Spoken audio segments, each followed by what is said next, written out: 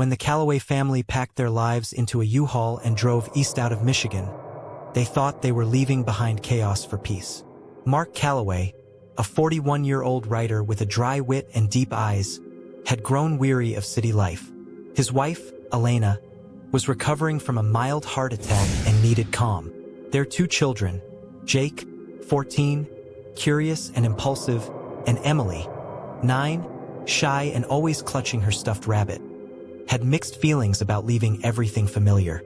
They were moving to Hollow Creek, a nearly forgotten village tucked deep within the forested hills of West Virginia. Mark had stumbled across an ad online: historic home in Hollow Creek, $1 buy-in for restoration grant. It sounded too good to be true, but it came with a catch. The buyer had to stay for at least 12 months. Still, the house was massive. A pre-Civil War estate built from gray Appalachian stone with white shutters and a wraparound porch. It had been abandoned since the 1960s. Mark convinced Elena that it was a fresh start. They arrived just before sunset, the U-Haul bouncing along the pothole-ridden gravel path, thick trees hemming them in. The village was dead. The sign read, "Welcome to Hollow Creek, EST 1829, population 6. But there wasn't a soul in sight. No kids, no dogs, no movement. Emily whispered from the back seat, "Daddy, it feels like something's watching us." Mark smiled in the rearview mirror. "Just deer. You'll see tons of animals out here." But Elena was already staring at the tree line, her lips tight. They unpacked that night under a moon veiled in smoky clouds. The house smelled like rot and rusted metal, but it was theirs.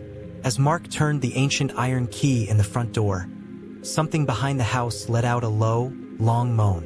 He froze. Jake said, "Probably a coyote," but Mark had grown up around coyotes. That wasn't one. The first night, everyone slept together in the living room. The upstairs floorboards creaked all night, though no one was up there. Elena dismissed it as old house noises. Around 3:15 a.m., the wind picked up. A shrill whistling sound came from the chimney, almost like whispering. Emily began to cry in her sleep. The next morning, Elena found a dead bird in the kitchen sink. No open windows, no signs of how it got in. Its eyes were pecked out. The days passed with strange little things. That evening, the family explored the basement. It was massive, stone walls, dirt floor, and what looked like a well in the center. Not a water well. A dry, brick-lined pit with a rusted metal grate over it. The air was freezing, even in July. Emily refused to go down. Mark tried to joke. Maybe there's treasure.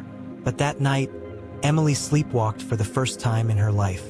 She was found standing at the top of the basement stairs, eyes wide open, whispering, "She's in the well. She wants to come out." In the days that followed, Emily's behavior became increasingly bizarre. She wouldn't eat.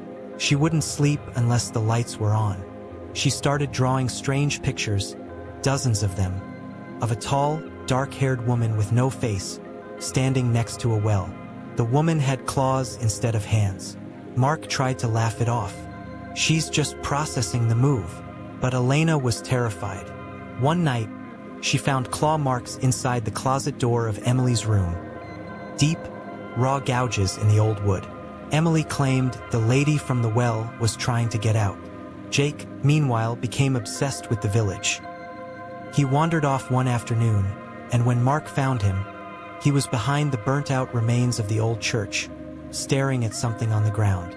It was a grave, small, cracked, and so old the name had faded. But scratched crudely into the stone was a symbol, a circle with a vertical line through it. The same symbol Emily had started drawing in her notebook. Mark took a photo. That night, Elena screamed. Mark ran into the bedroom to find her curled up on the floor, sobbing and covering her ears. "There were whispers," she said, "coming out of the walls, from inside the walls. They said I stole her." The next morning, Mark did something he hadn't done in years. He went to church. But the town's only chapel had been boarded up decades ago. So instead, he drove an hour to the next county, found a priest, and told him everything. The priest listened quietly, then said, You live in Hollow Creek? Son, that land was sealed for a reason. It's cursed. The village was abandoned because every girl born there died by age 10. They said a witch was buried alive beneath the house you now live in. Mark froze. We have a well in the basement. The priest went pale. Then you need to get your daughter out of that house. Tonight.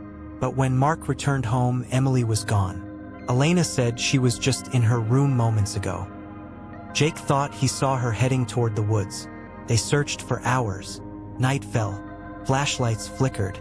Mark screamed her name until his voice gave out. Then they heard it. A faint laughter from the trees. High-pitched. Wrong. Not human. Then a voice that sounded exactly like Emily, whispering, "Daddy, I'm in the well." They ran back to the house. Down the basement. The grate over the pit was open. Emily was there, kneeling at the edge, eyes glazed, whispering into the darkness. Mark grabbed her, pulling her back. The air turned freezing cold.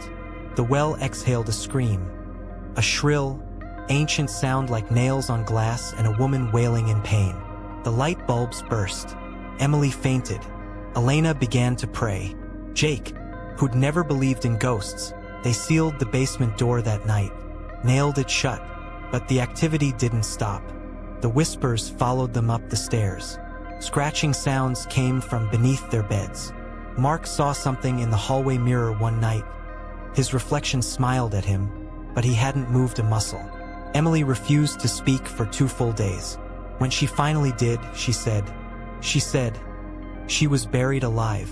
She said the people of Hollow Creek lit her house on fire. She said she waited, and now she's going to take me with her. Mark remembered something Clem had said. That house don't let girls out. They decided to leave, but the car wouldn't start. The phone lines were dead. The internet never worked in the first place. That night, Jake disappeared. Mark found him standing outside in the rain, barefoot, whispering to the trees. "What are you doing?" he yelled. Jake turned slowly.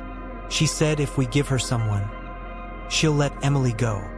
Mark dragged Jake back inside, but his son's eyes were glassy, like he was sleepwalking. He kept whispering one phrase over and over again. "Give her the girl. Give her the girl. Give her the girl." Emily, now pale and silent, sat curled up in a blanket, her stuffed rabbit soaked in blood. But it wasn't her blood. The house groaned with every step they took. Doors slammed shut without warning. Scratches began to appear on the walls. Letters, words, a name. Mira.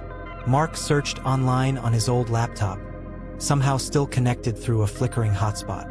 Deep in an archived local history site, he found it. Mira Ashcombe, accused witch of Hollow Creek, 1842, hung and buried beneath the Hollow Creek estate. Her final words were reportedly, "I curse your daughters. I curse your blood. Let the earth feed on what you tried to bury." Mark realized the truth. Mira wasn't just a legend. She was real, and she had never left. She had been feeding on the families who came to that house. Every girl, every decade. She waited, and now Emily was exactly 9 years old. That night, Emily vanished again. They searched the house, attic, woods. No sign. Then Jake began screaming from the basement. "She's taking her." Mark burst through the nailed door, down the cold stone steps, only to see the well open and Emily's small hand just above the edge, being pulled. Mark dove, grabbing her wrist, but something else had her. It wasn't visible. It was cold, heavy, and full of hatred. He pulled harder. Emily screamed, "She's going to take my face, Daddy." With one last effort, Mark ripped her free. The thing in the well shrieked, a sound that made blood boil. They ran.